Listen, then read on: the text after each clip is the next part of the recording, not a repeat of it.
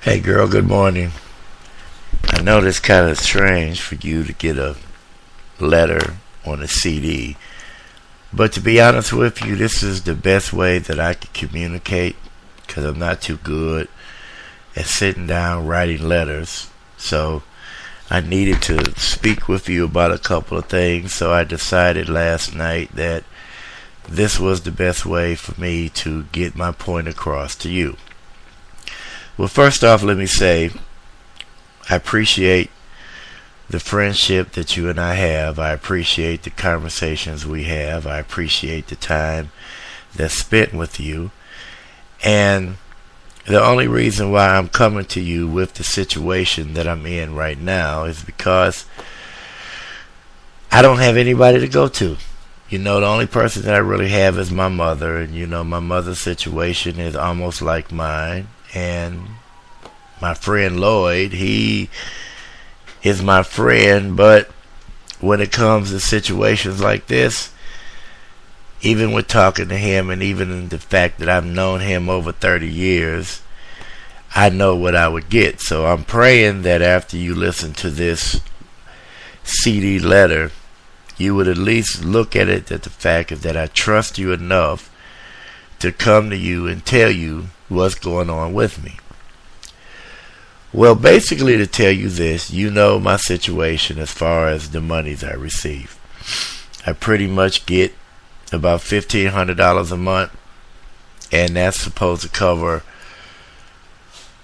my mortgage, my lights, my cable, my phone, my car insurance, my water bill. It doesn't cover the food, toilet paper, anything like that. And up until this month, I was kind of making it. Well, I took out 2 personal checks in May. One for one company, and they were charging me $625 a month. And per check, the other one was for $454 per check. I borrowed $400 from them, and I borrowed $575 from the other.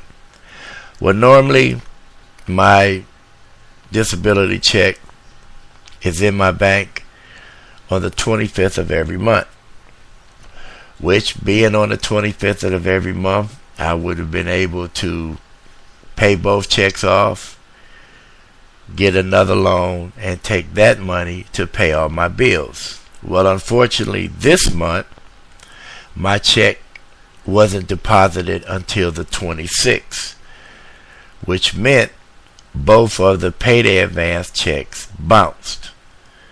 It bounced to the point that it depleted my funds that was already in the bank, because by the time they took the return check charges, I was behind in the balance. So I was only able to pay my cable bill, something on my light bill, and my water bill. Didn't cover anything else that I needed to pay. So basically, as of today, and I'm afraid to look at my bank account, I'm pretty much about $1,200 in the hole. Now, I don't know what I'm going to do. The only thing that I could think as far as getting myself out of this situation is, instead of going to a check advance place, coming to you and asking you for a loan. The only good thing about all of this is that I have 2 more disability payments to go. I was cleared until the end of August. Now, my next disability check will be posted in my bank on the 27th of next month, which is a Friday. I've already checked that out. I've already talked to the people in financial services, and that's what they told me, that my check would be deposited on the 27th of July and the 27th of August. So what I would like to do, if possible, is borrow $1,300 from you. but not actually borrow $1,300 from you, give you a post-dated check for the amount to be paid on the 27th of July, for $1,300. Now I know if I can get this money and put it in the bank, that'll save my bank account and keep everything together. At least my cable bill, my light bill, and my water bill will be paid. I don't know how I'm going to pay my mortgage, but I'm just trying to keep my bank account from being closed and facing possible court things with check advance. Now I know that was a dumb move for me to make. I've thought about it over and over again, and I prayed and I asked God that if I can get out of this, I would never do a check advance again. But at the time, I didn't have no other choice, because I had to put $1,100 worth of repairs into my car, which put me behind, and that's when the borrowing came. So again, like I said, if you can do this or you want to do this, I'll give you a post-dated check for $1,300, and